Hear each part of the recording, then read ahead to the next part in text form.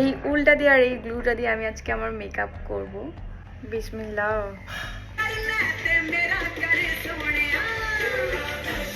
এত দূর আসছে এখন, খুব কষ্ট, মানে অনেক ধৈর্য লাগে।